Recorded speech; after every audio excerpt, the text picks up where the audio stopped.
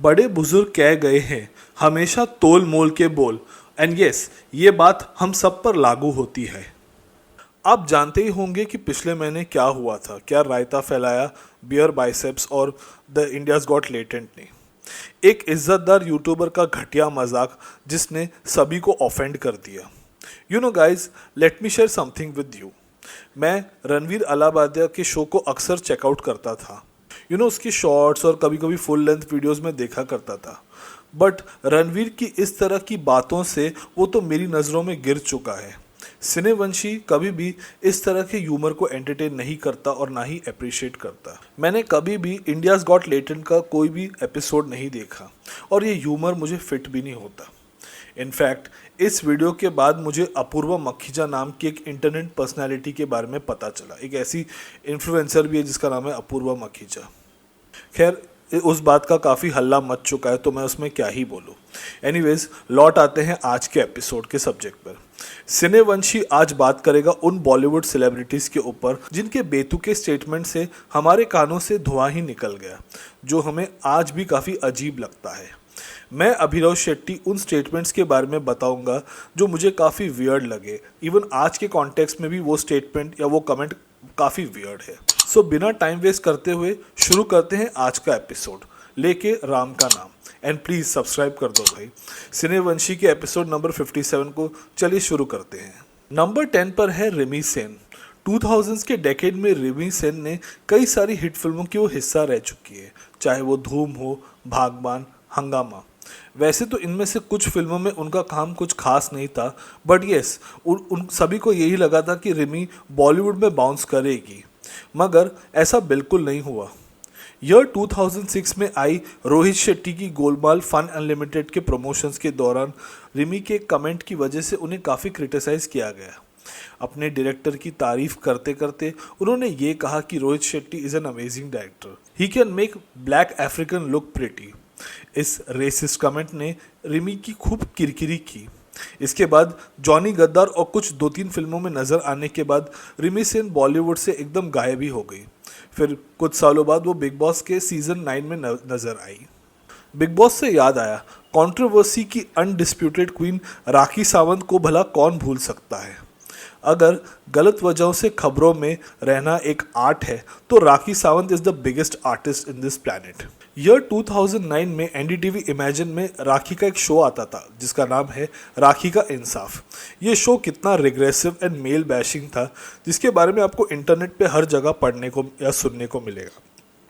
जब 2012 में आमिर खान ने अपने लेजेंडरी शो सत्यमेव जयते को लॉन्च किया तो राखी ने मीडिया में एक बहुत ही स्टूपिड सा स्टेटमेंट दिया। वो ये था कि सत्यमेव जयते इज़ अ कॉपी ऑफ राखी का इंसाफ। सीरियसली, इस मीम के ज़रिए आपको दोनों शोज़ के बीच का फ़र्क साफ नज़र आएगा। ये कहना गलत नहीं होगा कि Rakhi Sawant and controversy are a match made in hell. And yes, Rakhi loves her fans singularly and plurally. Number 8 पर है बिग बॉस मूरख मंडली की एक और member Karishma Tanna. Indian television की जानी मानी एक्ट्रेस करिश्मा तन्ना जब बिग बॉस में आई तब उन्होंने ये बता दिया कि she is beauty without brains. Salman के 2 सवालों की वजह से वो एक मीम मटेरियल बन गई। पहले तो सलमान खान ने ये पूछा था 5 × 5 × 5 × 0, जिसका जवाब होता है 0। उन्होंने 25 कहा। फिर सलमान ने हमारे देश के प्रेसिडेंट के बारे में पूछा तो उन्होंने जवाब दिया नरेंद्र मोदी। ये बात 11 साल पुरानी है, मगर करिश्मा का मजाक बन गया था। But I guess now Karishma just doesn't care about the glitz and glamour of entertainment industry. Number 7 पर है सोनम कपूर आहूजा। बॉलीवुड एक्ट्रेस सोनम कपूर ने समय समय पर अपने नेपो प्रिविलेज का शो ऑफ करते हुए वो नजर आई है। पिछले दशक में उन्होंने ऐसे कई सारे स्टेटमेंट्स दिए जिन्होंने लोगों को आग बबूला किया। इन्हीं में से एक स्टेटमेंट है सोनम का। उन्होंने कहा था कि जब वो 20s में थी तब लोगों ने उन्हें आइकॉन मानना शुरू कर दिया था। दूसरा उनका स्टेटमेंट था, बॉलीवुड के हिसाब से अगर आप गुड लुकिंग नहीं हैं तो इसका मतलब आप एक अच्छे एक्टर हैं। अच्छा हुआ सोनम ने ये वक्त रहते शादी की और बॉलीवुड से रुखसत हुई, वरना पता नहीं वो कितनी ज़्यादा ट्रोल होती। Thank you Sonam. नंबर 6 पर है उदय चोपड़ा। बॉलीवुड के legendary film maker Yash Chopra के बेटे उदय चोपड़ा का करियर फिल्मों में कुछ खास नहीं चला। धूम सीरीज को साइड रखे तो उदय ने कोई बहुत बड़ा तीर नहीं मारा अपने फिल्मी करियर में। उन्होंने आज से 10 साल पहले एक काफ़ी सेंसलेस बात पे ट्वीट की थी। उन्होंने कहा था, I am a Capricorn but I don't like to be a Capricorn, so I prefer to be a Scorpio, so I decided to change my birthday from 5 January to 5 November. ये tweet ज़रा भी sense नहीं बना रहा था। उदय Twitter पे एक meme material बन गए थे। खैर, उदय चोपड़ा को भगवान सद्बुद्धि दे, इसी की कामना हम करते हैं और वो कुछ अच्छी अच्छी प्रोजेक्ट्स में नजर आए और अपने एक्टिंग को शेप अप करे, यही सिनेवंशी की दुआ है। नंबर 5 पर है बिपाशा बासु। 2000s के डेकेड में जब कभी भी सेक्सियस एक्ट्रेसेस के बारे में चर्चा होती है तो उसमें बिपाशा बासु का नाम ज़रूर लिया जाता है।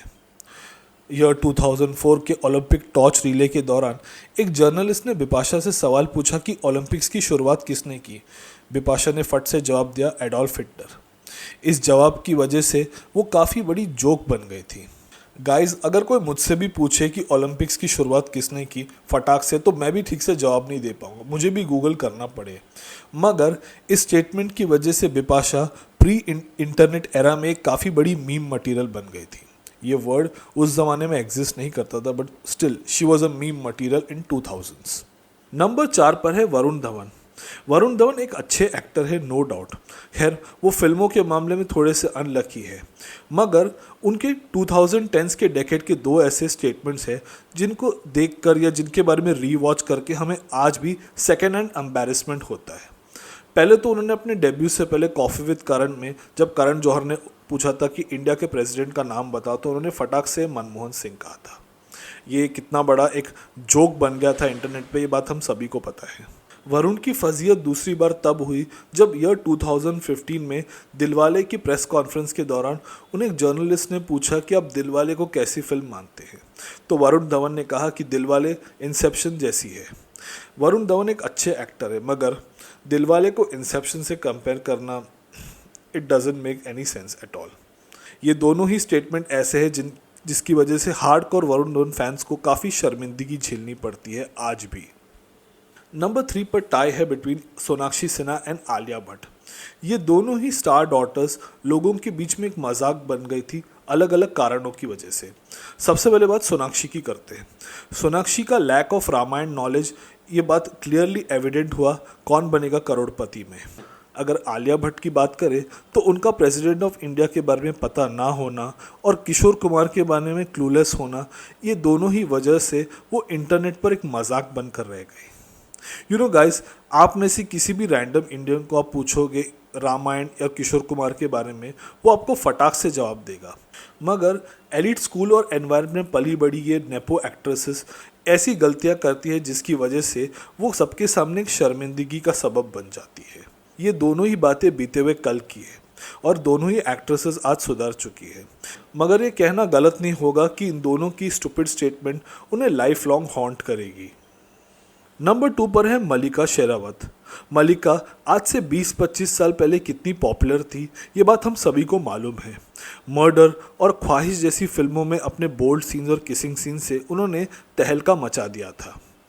ईयर 2016 में उन्होंने एक ट्वीट किया जिसकी वजह से वो सिर्फ नेशनली नहीं, इंटरनेशनली भी एक मजाक बन गई। 2016 में मल्लिका को ये सौभाग्य प्राप्त हुआ former US president Barack Obama के साथ मिलने का, इंटरैक्ट करने का, जिसकी तस्वीर उन्होंने ट्विटर पे अपलोड की। उन्होंने अपने ट्वीट पे ये लिखा कि I and Obama are quite similar to each other. I come from Haryana. I change the rule of the industry with my work and so has Obama. हे भगवान, कहाँ से आता है ऐसा कॉन्फिडेंस? आई मीन, क्या बोलूँ, Mallika and Obama, oh my. Number 1 पर है Vivek Oberoi. You know guys, जब कंपनी फिल्म से विवेक ओबराय ने अपने करियर की शुरुआत की एज एन एक्टर, तो सभी को ये लग रहा था कि विवेक आने वाले समय में बहुत नाम कमाएंगे, वो काफ़ी बड़े सुपरस्टार बनेंगे। मगर कुछ मिस्टेक्स की वजह से सब कुछ चौपट हो गया। ईयर 2013 में रोशंस की क्रिश 3 रिलीज हुई थी। विवेक ने कहा था कि उनका परफॉर्मेंस एज कार्ल एट पार है विद हीथ लेजर का एज जोकर, अमजद खान का एज गब्बर सिंह और अमरीश पुरी का एज मोगैम्बो वाले परफॉर्मेंस से। मतलब क्या ही बोलूँ, अपने काल वाले परफॉर्मेंस को जोकर, गब्बर और मोगैम्बो से कंपेयर करना, मतलब ऐसी मूर्खता भला कौन कर सकता है। You know, guys, I would like to apologize to the fans of these three legends. I mean, कहाँ चिकन बिरयानी और कहाँ कौवा बिरयानी। खैर, I'm a huge fan of superhero genre and I'll be damn excited the day Krish 3 की अगली instalment release होगी। Just hope Roshan doesn't mess up this time. तो ये था मेरा वीडियो बॉलीवुड सेलिब्रिटीज़ के कुछ डम स्टेटमेंट्स के ऊपर। I hope you like it. अगर आप मुझसे फेसबुक या इंस्टाग्राम पर कनेक्ट करना चाहते हैं तो ये रहे उसके स्क्रीनशॉट और उसके लिंक मैंने अपने डिस्क्रिप्शन बॉक्स में डाल दिए हैं। So don't forget to check out. तब तक अपना ख्याल रखिए, take care and be safe. जय श्री राम, जय श्री कृष्णा।